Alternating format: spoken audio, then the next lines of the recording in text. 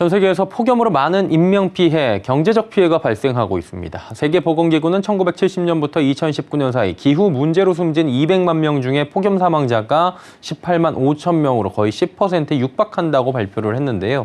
또 사망자의 절반이 최근 10년간 발생할 만큼 최근 들어 기후변화로 폭염 발생이 급증하고 있다고 합니다. 자, 오늘은 이러한 폭염이 경제적으로 어떤 피해를 주는지 살펴보도록 하겠습니다. K외대 반기성 센터장 함께합니다. 어서 오세요. 네, 안녕하세요. 예. 그러니까 오늘은 좀 비가 오고 있긴 하지만 장마가 또 다시 발생했다고 하더라고요. 근데 무더위는 계속 이어지고 있어요. 근데 이게 우리나라뿐만 아니라 전 세계적으로 굉장히 폭염이 극심하다 이런 얘기가 있더라고요. 네, 그렇습니다. 올해 보면 이제 인도와 파키스탄이 가장 먼저 예. 폭염이 시작됐어요. 그러니까 4월부터 이제 폭염이 시작되면서 그 뒤를 따라서 유럽과 미국에서도 5월부터 기록적인 폭염이 발생을 하면서 인명 또 재산 피해가 정말 많이 발생을 하고 있는데요.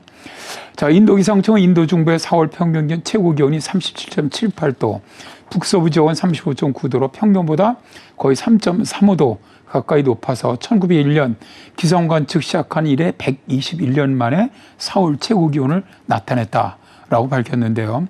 인도의 반대 지역은 4월 29일에 최고 기온이 47.4도를 기록을 했고요.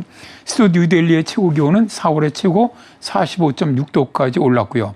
파키스탄의 지코비다 지역은 51도를 기록하는 등 정말 극단적인 폭염이 발생을 했습니다. 그리고 이어서 유럽에서는 5월부터 폭염이 발생을 했는데요. 5월 16일에 스페인 중부 똘레도주에서 최고 43도까지 올라갔고요. 6월에도 폭염이 이어지면서 스페인 남부지방은 43도를 기록을 했는데요. 스페인 기상청은 41년 만에 6월 기온이 가장 높았다고 밝혔죠.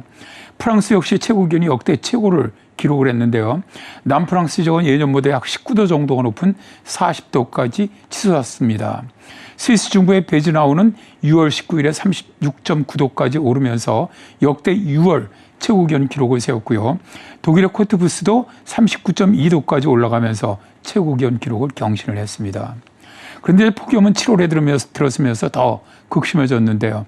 프랑스 낭뜨 같은 경우 42도까지 기온이 오르면서 최고 기온 기록을 갱신했고요.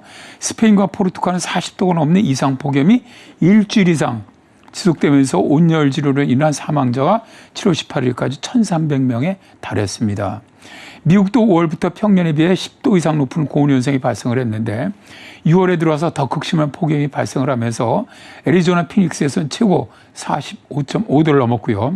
세계에서 가장 더운 곳 중 하나인 캘리포니아의 데스밸리는 무려 50도를 기록을 했습니다.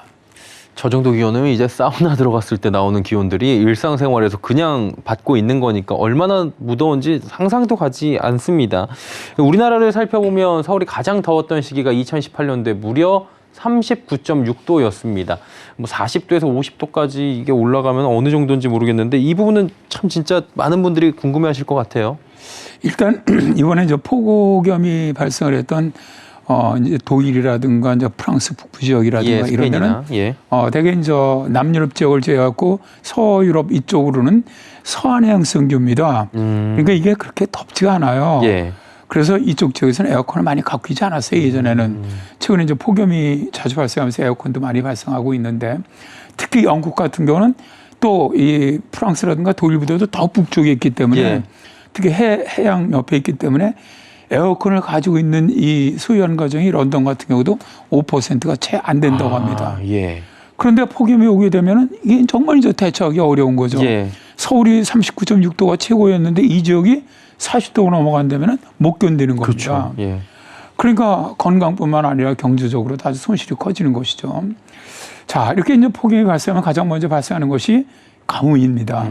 올해도 심각한 가뭄이 유럽과 미국, 남미를 휩쓸고 있는데요.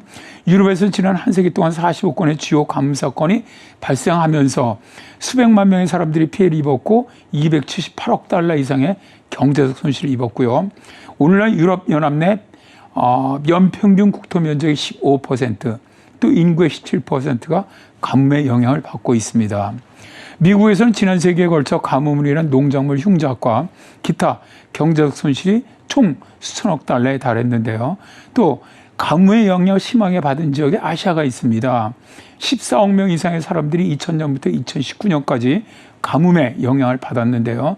극심한 가뭄의 영향은 인도의 국내 총생산을 2에서 5% 감소를 시켰고요. 호주의 대가뭄으로 2002년부터 2010년까지 총 농업 생산성이 18%가 감소를 했습니다. 기변화는 특히 급속한 인구 증가, 취약한 인구, 식량 안전에 대한 도전을 가진 많은 취약한 지역에서 가뭄의 위협을 증가시킬 것으로 예상되고 있는데요. 유엔 사막화 방지 협약은 지구 온난화가 2100년까지 섭씨 3도에 이른다면 가뭄 손실은 오늘날보다 5배가 더 커질 것이며 지중해 유럽의 대서양 지역에서 가장 크게 가뭄 피해가 늘어날 것으로 예상을 하고 있습니다. 예. 유럽연합과 영국에서 가뭄으로 인한 연간 손실은 현재 약 90억 유로로 추정이 되고 있는데 650억 유로 이상으로 증가할 것이라는 겁니다. 예. 올여름에 이어지고 있는 이러한 이상 폭염을 고려해 본다면 식량에도 굉장히 큰 문제가 있을 것 같은데 이 부분 어떻습니까? 그렇습니다. 이제 폭염이 이어지게 되면 당장 식량 생산이 줄어들게 그렇죠. 되죠. 예.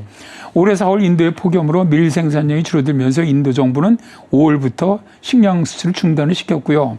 남서부 유럽을 덮친 최악의 폭염으로 유럽연합 최대 밀 수출국인 프랑스에서는 밀 수확량이 작년보다 7.2% 줄어들 것으로 예상되고 있고요.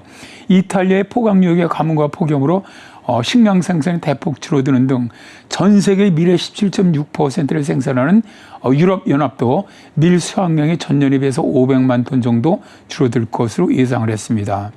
근데 이게 밀뿐만이 아니죠. 옥수수라든가 올리브 등의 수확도 줄어들고요. 또 미국이라든가 남미, 아르헨티나, 브라질도 폭염, 가뭄으로 인해서 콩이라든가 옥수수, 밀 생산량이 대폭 줄어들었습니다. 예. 또 폭염으로 인해 발생하는 기후현상의 대형 산불이 있습니다.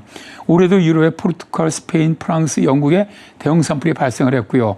미국도 6월부터 대형 산불이 발생하면서 피해 면적이 아주 크게 늘어나고 있는데요. 7월 13일까지 미국에서는 13개 주에서 대형 화재 85건이 발생을 했고 300만 에이커 이상이 대형 산불로 뒤덮였습니다. 보통 미 서부 지역에 대형 산불이 발생하면 약 15조 원 정도의 경제적 피해가 발생을 하니까 대형 산불로 인한 직접 피해와 함께 대기 오염물질 배출로 인한 건강 비용까지 정말 매우 크다고 봐야 되겠죠. 그리고 폭염이 부른 나비 효과로 미국 일러스턴 국립공원에 발생한 대형 홍수, 또 시카고 지역의 대형 토네이도 등으로 인한 경제적 피해도 많이 발생하고 있습니다. 예, 오늘은 폭염의 경제적 피해에 대해서 하나하나 짚어봤습니다. K외대 반기성 센터장이었습니다. 고맙습니다. 네, 감사합니다.